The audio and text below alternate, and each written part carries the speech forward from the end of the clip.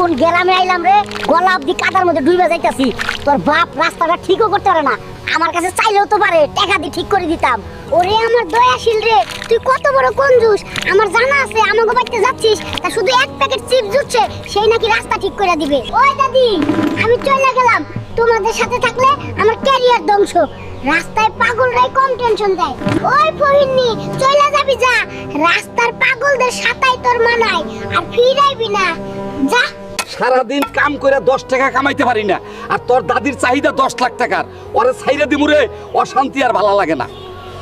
ওই নিম্ন বংশীয় বুইরা স্বর্ণের দাম কমছে, সে খেয়াল আছে? পাশের বাড়ির ভাবি 2 ভরি কিনছে, আমারও লাগবো, আজকেই আনবা, নলে ঘরে ঢুকতে পারতি না। ওই ভাবি, কিস্তি দাও না, 5 মাস বাড়ির উপর আসলেই শুধু ঘুরাও, আজ টাকা না নিয়ে যাবো না। ম্যানেজার সাহেব, টাকার পয়সা কিচ্ছু নাই, মনির বাপও বাড়িতে নাই। তোমার বাড়িতে কি আছে তাহলে?